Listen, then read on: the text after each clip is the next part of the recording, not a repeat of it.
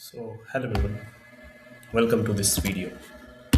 As you can see on the screen, let me make it bigger. So, in this video, we are going to have a deep dive into modular protocol stack. Okay, so these six standardized building blocks will let you add the capabilities into your AI agents without writing single line of custom integration code. Okay, whether you're building your first AI agent or managing a production system, this is the blueprint which you or any developer needs right now. Okay, because custom integration is a kind of tedious task, and we must move on to use this modern protocol stacks. This has been designed to overcome the issues which we were getting during the custom integration. Okay, so I will explain you better. Okay, let's go to the first second one. Okay, now you can see in this slide we have two blocks here. One is custom code and one is protocol driven code. Okay, so you start with an AI model. Okay, then you need to talk to a database, so you write a custom connector, then it needs to call an external API and another custom connector. Similarly, there is a flood of custom connections. Okay, so you can see how complex it will become, and scalability wise it is not good to have so much integration doing. We will do customly, so we should not use this pattern. Okay, and you can see in the right side we have protocol driven architecture. You can see one universal hub, and there are one agent node which is actually connected to a universal hub node, and then every other systems are connected to this universal hub. Okay, so one universal hub, clean lines to any external system. So that is what a protocol driven architecture is. Okay, and the way you get there is through these six standard protocols: MCP, A2A, UCP, AP2, A2UI, and AGY. These six protocols exist to solve one problem: saving engineering teams from writing and maintaining custom integration code for every tool, API, and front end component they touch. So we will start understanding with a small example. Okay, scenario. So just take an example of a bare LLM in isolation. Okay, so this LLM is currently just we have this LLM. Okay, now we will name it kitchen manager. Okay, so this is a bare LLM, a raw language model with no connections to outside world. Its goal is like checking inventory, get wholesome codes, place orders, authorize payments, and render interactive dashboards. Okay, so what is the reality? How it can do all these tasks? It, a bare LLM cannot do any of that. Okay, it will hallucinate and try to fill the answers for you. Okay, if you will try, maybe it will say that it don't have those um, expertise in that domain, or it will just hallucinate. Okay, so it can query PostgreSQL database, it cannot negotiate with our remote supplier, it cannot draw an interface. The dashed lines with this red X, you can see this cut mark on this diagram say it all. It cannot connect. Okay, but here's the key insight from this slide. What we can understand is, to build a fully autonomous enterprise system, we must add the standard capabilities one by one, which we have discussed in previous slide. Those six protocols we will add one by one. Okay, so let's go to this next slide. You can see here we have all the six protocols connected with kitchen manager, the bare LLM.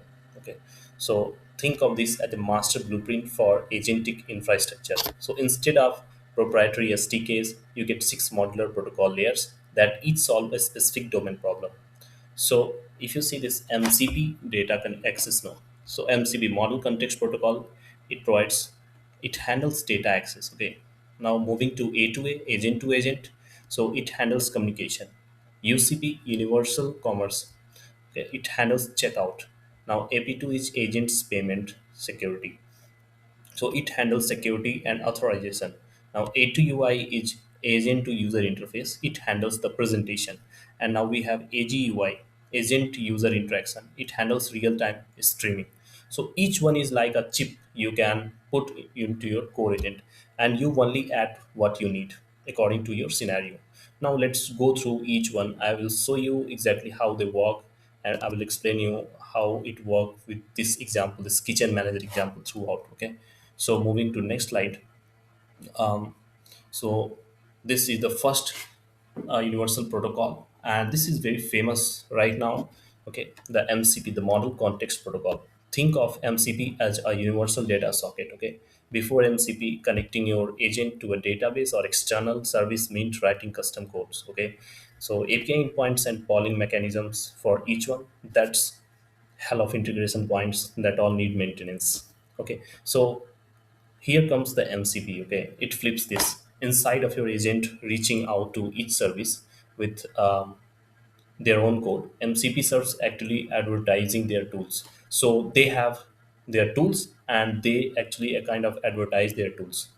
Okay, the agent which have been plugged with the MCP, so it discovers them automatically over a standard connection pattern. Okay, so for our kitchen manager, this means plugging into a PostgreSQL database for inventory data, Notion for recipes and standard operating procedures, and Mailgun for supplier emails. Okay, communication. So one standard connection and three data sources, zero custom API boilerplate.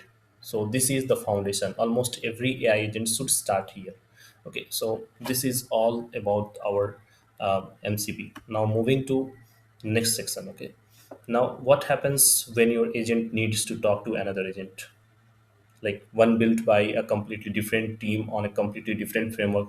Just for example, understand this. We have created a, suppose we take an example of a framework like we have created in ADK framework, and then we are also using LangGraph or CrewAI based agents. How we can communicate with between the two agents, how we can make the communication. So that's where A to A protocol comes in. Okay, the problem it solves is discovering and routing to remote agents without knowing anything about how they were built.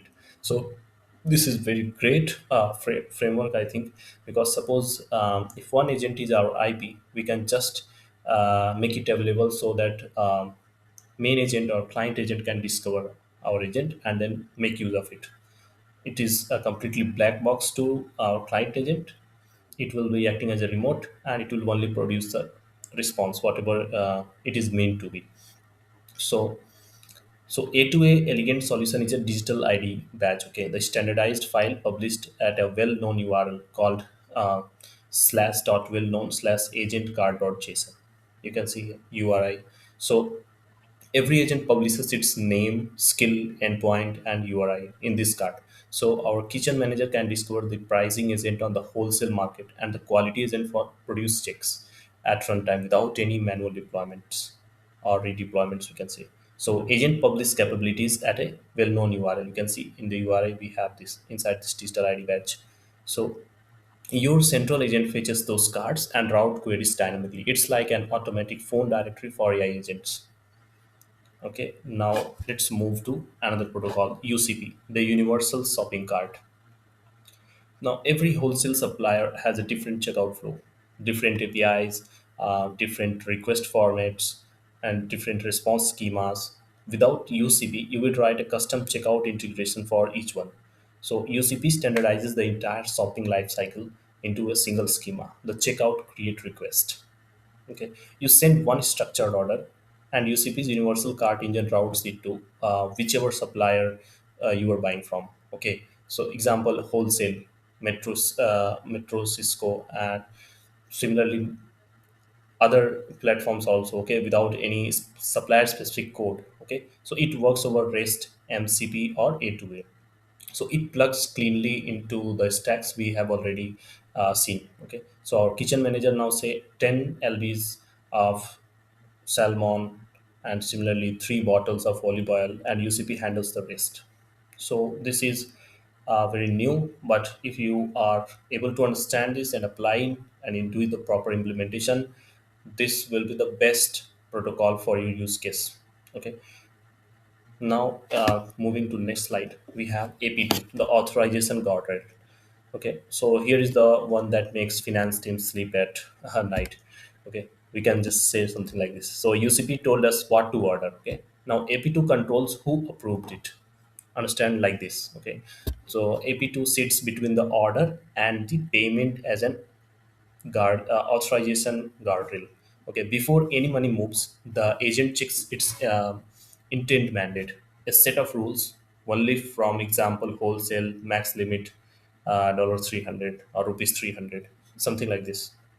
So a 500 rupees order blocked requires human manager biometric approval. Sorry, I'm just saying 500 rupees.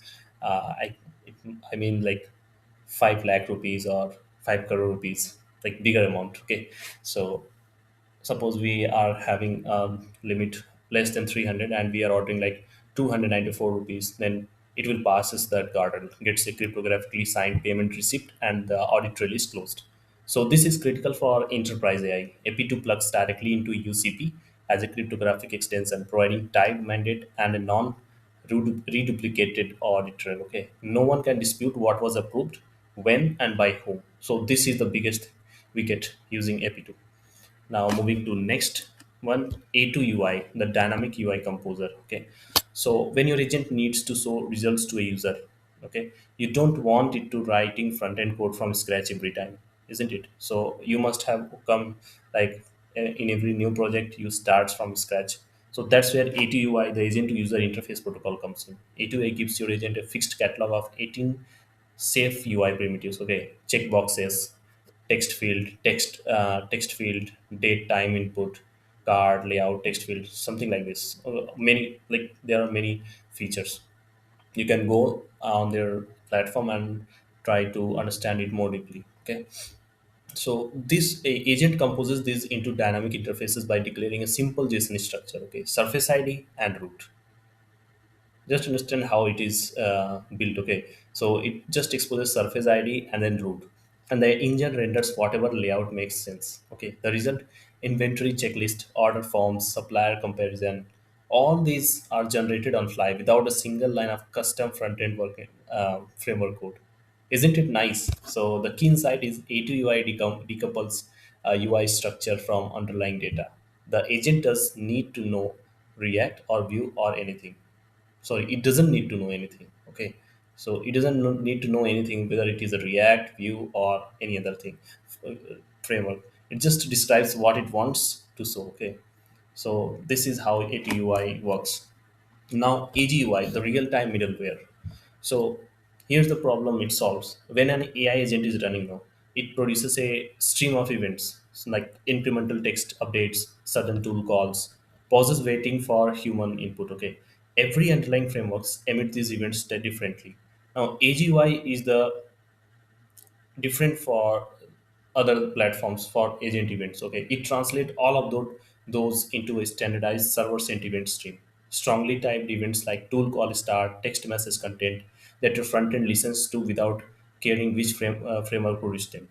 Like suppose we are using a fast API, so it mounted by a fast API. AGUI streams the entire sequence to your browser in real time, eliminating front end parsing boilerplate and make your agent feel live and responsive. So proper way to stream your proper way to stream your agents um, responses on your front end, you can use AGY. So I have also struggled in, like, there was a need in one of my project, like we were need, like, client asked us to why we are not streaming it, so we just were not able to do at that level what we wanted. Okay, because there were no AGUI at that time. But after when AGUI dropped, we started to implement it. Initially it was looking like very complex thing, but anyhow we managed to do that. But once we did it, we gained the confidence. Okay, now coming to next slide. If we take everything in one frame, for example, if we are asking this question like check salmon inventory, get today's price, order 10 lbs from example wholesale, and authorize payment. So how everything is fitting in the picture, okay, for this query. So we will be seeing this one by one, like during the information gathering phase, we will utilize MCP and A2A. So MCP will query PostgreSQL database. So for example, it will find out, okay, stock is low. Now routes to remote pricing agent. It will get the market rate. Then come we will have in the second phase transaction completion. We will use two protocols, UCP and AP2 here. So UCP, it will construct a typed checkout request to wholesale, and then similarly AP2, it will use the it will secure the orders with a payment mandate inside the guardrails. It will find out whether it is optimum or not. Now, in the third phase, where we will do the application will do the presentation results. Okay, we will utilize A2UI and AGUI. A2UI will compose the interactive receipt widget, like it can provide proper receipt widget. Okay, and then AGUI will stream the entire sequence to front end in real time. So this is how everything works coherently. Now you can see this protocol decoder matrix. You can take the screenshot and use it. This is kind of cheat sheet. You can refer. Okay, all the six protocols are here and their domain, code, challenge solved, standardized mechanism, ADK implementation. Okay, now there is an adoption playbook also here. So how we can adopt to use this? We must keep these things in mind. Like we must understand the boundaries of each protocol. Suppose we want to do one scenarios. Okay, like we want to connect one agent with another which have different frameworks. We might be using AP2, sorry, not AP2, A2A. Similarly, we must understand, okay, the difference between AP2 and UCP. AP2 is strictly for authorization and UCP is for commerce. Similarly, we must not try to add everything at once. We can start incremental addition of each protocols one by one. Okay, start with MCP, go with then A2A, then finally AGUI, because not all the six protocols you can um, fit into your requirements. Maybe they are they will be a kind of over engineer if you will try to add everything in your application. Maybe that will not fit into your scenario. So just understand the requirement, then based on the requirement you can add your um, best fit protocol. Then also, apart from this, we can leverage the tooling. Like don't start from the scratch. For example, if you're using the agent framework like ADK, so they provide the integration, they provide the proper SDKs to re-implement all these things. Try to leverage those things. I think every provider provides